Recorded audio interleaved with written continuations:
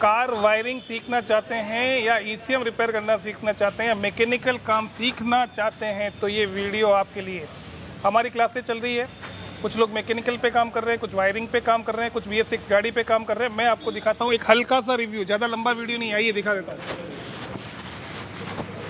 Devendra sir कहाँ चले गए? देवेंद्र सर बस 2 मिनट में बता दीजिए कैटालिटिक कन्वर्टर क्यों खोला और क्या काम कर रहा है इसमें सर? पूरा DPF चोक हो गया था। ये क्या चीज़ हो गया? DPF पूरा सर चोक। एक मिनट, तुम में से कोई बोलते जाओ, मैं जो बोलूँ। ये किसको, इसको क्या बोलेंगे? कैटालिटिक कन्वर्टर का रोल क्या है, क्या काम करता है? पॉल्यूशन को कम करने के लिए गाड़ी पे लगाया। सही बोल रहे हैं? इसके अंदर यदि ये चौक हो जाए, खराब हो जाए तो क्या करना पड़ेगा? रीजनरेशन करना पड़ेगा। रीजनरेशन करना पड़ेगा। इसमें सूट मास कितना होना चाहिए रीजनरेशन के लिए? 35 से होगा तो आपका किससे हो जाएगा? डायग्नोस्टिक हो जाएगा, टूल से हो जाएगा। और 100 हो गया तो फिर उसको खोल करना पड़ेगा। BS6 में जैसा ये बोल रहे हैं कि यदि सूट मास 35 है तो आप डायग्नोस्टिक स्कैनर के थ्रू इसको रीजनरेशन कर सकते हैं, और वो यदि 100 पहुंच गया तो फिर ये मशीन आपको खोलना पड़ेगा और खोल के मैन्युअली रिपेयर करना पड़ेगा। इसके अलावा कुछ है BS6 में? नहीं सर। कोई भी BS6 डीजल गाड़ी आएगी तो आप कर लेंगे। इसमें 2-3 चीज़ों को कोई आप एक्सप्लेन कर सकते हो, किसको क्या बोलेंगे? सर ये डेल्टा प्रेशर है, ये डेल्टा प्रेशर हो गया, यहाँ पे लग जाएगा। ये दोनों अपने डेल्टा प्रेशर सेंसर है, और यहाँ पे अपना लगेगा नॉक्स सेंसर। यहाँ नॉक्स सेंसर लगेगा। सेंसर, और नॉक्स सेंसर का क्या रोल है? सर वो अपने जो गाड़ी के अंदर नॉक्स गैसेस है उसको डिटेक्ट करता है, और डिटेक्ट करके आपको ECM को इन्फॉर्म करता है कि कितना सूट मास है। मतलब नॉलेज तो पूरा ले लिया है आपको। हाँ सर, आ रहा है। ये सर डोजिंग मोड है, ये वो यूरिया स्प्रे करता है। ये वाला ये है डोजिंग मोड, जहाँ से यूरिया स्प्रे होता है। आप समझिए, ये मिक्सर चेंबर है, और ये मिक्सर चेंबर है।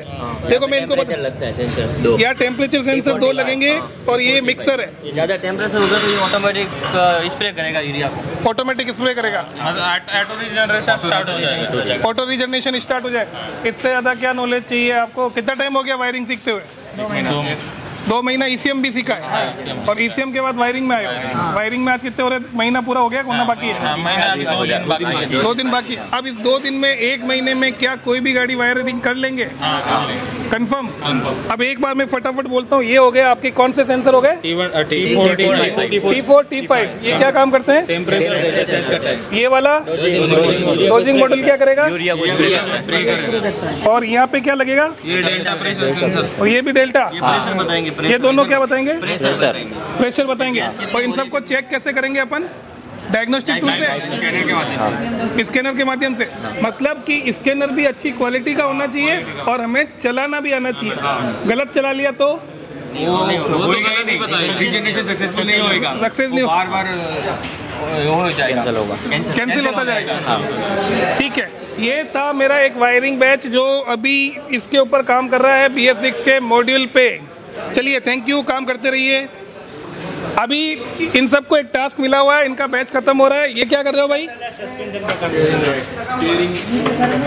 स्टीयरिंग के सारे टूल हैं। स्टीयरिंग को ये स्टैंड है आपके पास, इजीली काम हो जाता है। नीचे लिया, सस्पेंशन पूरा चल रहा है। अभी आप क्या क्या कर रहे हो? मुझे वहीं से बोलते जाओ, मैं सुनता जाऊंगा। जोर से बोलते जाओ। अभी ये क्या कर रहे हो आप लोग इस गाड़ी में? नीचे उतारा, एस फ्रेम नीचे उतारा, फिर पूरा स्टीयरिंग रैक खोला, उसके अंदर स्टीयरिंग रैक खोला और उसको प्रॉपर चेक किया, और जो छोटी मोटी कमियां थी उसको वापस से ठीक करके सही से लगा रहे हैं। सही से लगा रहे हैं। क्या 1.5 महीने में मैकेनिकल हो जाता है? हाँ, हो जाता है। कहाँ पे? जस्ट ऑटो में। तो महीने में 1.5 महीने में मैकेनिकल हो जाता है। आप देखो, रोज गाड़ियाँ खुलती है, 1 लिफ्ट नहीं 2 लिफ्ट है, बहुत सारा सामान है, हर तरह के टूल हैं, हर तरह के। आपके पास सारे स्पेशल टूल हैं मैकेनिकल में, हर तरह के पाने पकड़ हैं, स्पेशल पाने भी हैं। तो आप समझिए, मैकेनिकल में इंजन खोलो, बंद कर दो, फिट कर दो से नहीं सीख पाएंगे, कंसेप्ट सीखना पड़ेगा। जस्ट ऑटो कंसेप्ट पे काम करता है, और कंसेप्ट सीखना बहुत जरूरी है। अभी सभी लोग नीचे हैं, तीसरा बैच, ये जो अलग बैच है जो एक गाड़ी पे काम कर रहे हैं। अभी मैं लेके जाता हूँ BS6 बोलेरो के ऊपर। क्या बता रहे थे आप इनको? रीजनरेशन का प्रोसेस बता रहे थे। हाँ, रिजर्वेशन बिल्डअप होने का रीज़न क्या है ये बताया। इसके अलावा रिजनरेशन के लिए रिक्वायर्ड के लिए जैसे मैंने यहाँ पे लगा के रखा T4 सेंसर। T4 सेंसर, ठीक है। इधर लगा के रखा है मैंने डोजिंग वाल। ओके। और इधर लगा के रखा है मैंने T5 सेंसर। आफ्टर DOC और बिफोर DOC कुछ सेंसर ऐड किए हुए जो BS4 में मेरे को देखने को नहीं मिलेंगे। ओके। इसके अलावा मैंने यहाँ पे लगा के रखा है नॉक्स सेंसर, नॉक्स रिड्यूस करने के लिए। और बहुत काला हो रखा है। बहुत काला हो रखा है ये। तो इसमें कितना नॉक है अभी, कितना परसेंट है सर? अभी ये सर 100% मिला था हमको शूट मास। यदि शूट मास 100% हो गया तो कैसे करना पड़ेगा इसको? ये 100% हो गया था इसमें। तो सबसे पहले तो हमने इसको चेक किया 100% होने का रीज़न क्या था। रीज़न क्या था? रीज़न चेक किया हमने। रीज़न हमको मिला सिटी ड्राइव। ठीक है, सिटी ड्राइव मतलब ये गाड़ी ज़्यादा बम्पर टू बम्पर चलती है। तो इसमें क्या हो रहा है कि जब रीजन इश्यू ने जब कमांड दिया तो टोटल मिला के इसमें। अच्छा, एक सवाल मैं बीच में टोकता हूँ, बम्पर टू बम्पर चलने में क्यों होता है प्रॉब्लम? क्योंकि गाड़ी गर्म नहीं हो पाती ना। गाड़ी सर को गाड़ी गर्म नहीं हो पाती। गाड़ी गर्म नहीं हो पाती है ना। गाड़ी गर्म नहीं होगी तो प्रॉब्लम आएगा। तो प्रॉब्लम आएगा क्योंकि वहाँ पे कार्बन बैठेगा। कार्बन बैठ मतलब कि BS6 गाड़ियाँ जो यूरिया वाली है उनको पर्टिकुलर एक स्पीड के ऊपर चलाना पड़ता है। हाँ, एक टेम्परेचर पर्टिकुलर एक टेम्परेचर होनी चाहिए उसमें। होनी चाहिए। हाँ, होनी चाहिए। 2 बार सर हाईवे पे जाना चाहिए गाड़ी। हाँ। 2 बार हाईवे पे जाना चाहिए। ये BS6 का सबसे बड़ा प्रॉब्लम है। जो सिटी में गाड़ियाँ चलती है वो रीजनरेशन ज़्यादा मांगती है क्योंकि उसमें कार्बन जमता है और उनका टेम्परेचर जो आपको मैंने बताया था कैटालिटिक कन्वर्टर में, वहाँ टेम्परेचर उतना पैदा नहीं हो पाता जिसके कारण कार्बन जल नहीं पाता है। तो टेम्परेचर भी चाहिए। यदि आपको डिटेल की नॉलेज चाहिए तो जस्ट बताइए सर, कैसा रहा आपका अनुभव? कितने दिन हो गए वायरिंग में? वायरिंग में मेरे को ये हो गया 14 दिन हो गया। 14 दिन में कितना समझ में आया? वायरिंग हो जाता है 1 महीने में, जस्ट ऑटो में हो जाएगा? हाँ, हो जाएगा। तुम 14 दिन से हो, तुम्हारे से वो सीनियर बैच है, बैच वाइज ही सीखते हो। BS6 का डर कितना खत्म हुआ आज? बोलो। कुछ इजी लग रहा है अब इजी है ना। BS6 इजी इसलिए है कि इनके पास अच्छे डायग्नोस्टिक टूल है। बिना डायग्नोस्टिक टूल के क्या BS6 इजी है? नहीं है ना। ये गाड़ियाँ सिटी में ज़्यादा चलती है तो इनको थोड़ा प्रॉब्लम आता है, बाकी कुछ भी नहीं है। हम लोग जस्ट ऑटो में कंसेप्ट वाइज कंसेप्ट लोग कहते हैं क्या कंसेप्ट सीखेंगे, क्या कंसेप्ट सीखना जरूरी है? बताइए सर।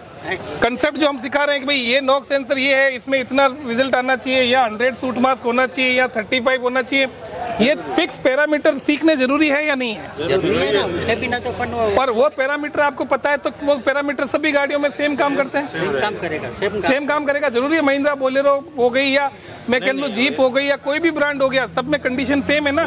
सेम है। क्या सर? अब आप लोगों में से फ्रेशर कितने लोग थे? सभी लोग फ्रेशर हैं। आप कहाँ से फ्रेशर हो गुरुदेव? आप कितने साल से वर्कशॉप चला रहे हैं? आज हम आपको सर के पुत्र हमारे पास सीखने आए थे, भावेश भाई, और वो 6 महीने पहले सीख के गए। सर ने रिटायरमेंट लिया है। बहुत बड़ा वर्कशॉप है छत्तीसगढ़ में, 35 से 40 लोग काम करते हैं। पर ये जज्बा देखिए कि रिटायरमेंट में भी कहा कि मैं स्कैनिंग और वायरिंग सीख के आऊँगा। ECM सीख चुके हैं, अब वायरिंग सीख रहे हैं। यही हमारी खूबसूरती है कि वापस कोई न कोई परिवार का सदस्य यहाँ सीखने आ जाता है। जस्ट ऑटो डिटेल में सिखाता है, सीखने में तो कोई प्रॉब्लम नहीं। 2 दिन पहले बहुत सारे डाउट पैदा हुए थे कि ये कैसे होगा, वो कैसे होगा। डाउट क्लियर हो गए? वो इसलिए क्लियर हो गए कि एक लिमिट के ऊपर आपने सीख लिया था। बिना सीखे आप कर सकते थे कोई काम? यदि मैं पहले दिन ही आपको BS6 दे देता तो कर लेते? नहीं। पहले दिन ही मैं डायरेक्ट कहता वायरिंग खोलो और फिट करो तो कर लेते? हमने पहले कहाँ सीखा? वायरिंग मल्टीमीटर चलाना सीखा, फिर बोर्ड पे वायरिंग को ट्रैक करना सीखा, और अब गाड़ी पे आ गए। BS4 से इजी है BS6। और BS6 के लिए आपको मेन की चीज़ों पे किन पे ध्यान देना पड़ेगा? Diagnostic tool. और जस्ट ऑटो के पास सभी ब्रांड के डायग्नोस्टिक टूल है। हमारे पास थिंक कार है, हमारे पास कारमेन है, हमारे पास ओटल है, हमारे पास एक्स टूल है, हमारे पास लॉन्च है, हमारे पास थिंक डैग है, हमारे पास टेक्सा है, जेल टेस्ट है ट्रकों वालों के लिए, इनलाइन 6 है। बहुत सारे टूल हैं जिसपे ये सारे लोग काम करते हैं। अपना अपना टाइम लीजिए। कल संडे है, कल आपका चालू रहेगा। कल हमारा की प्रोग्रामिंग का डे है जिसपे सभी लोग नई मशीन के ऊपर की कटिंग करेंगे। थैंक यू सर, कंटिन्यू कीजिए। संतुष्ट हैं आप लोग? चलिए एक एक से बुलवाएंगे। हम लोग एक ही चीज़ बोलते हैं, हुनर से कामयाबी तक जस्ट ऑटो, हुनर से कामयाबी तक just auto. Thank you so much. इधर भी मैं सबसे मिला देता हूँ भाई। एक यार हमारा सब संतुष्ट है ना? ट्रेनिंग से खुश है? तो एक बार जोर से थोड़े आवाज में इनको बोल दो, हुनर से कामयाबी तक। ये है हमारी टीम। और BS6 हो या BS4 हो, सिस्टम सीखना पड़ेगा। यदि आपने सिस्टम सीख लिया तो कोई भी गाड़ी रिपेयर कर लेंगे। और यहाँ के एक्सपर्ट फैकल्टीज आपको बनाते हैं एक्सपर्ट मैकेनिक। यदि आप भी ट्रेनिंग लेना चाहते हैं तो जस्ट ऑटो में इंक्वायरी कीजिए और एडमिशन लीजिए। Thank you.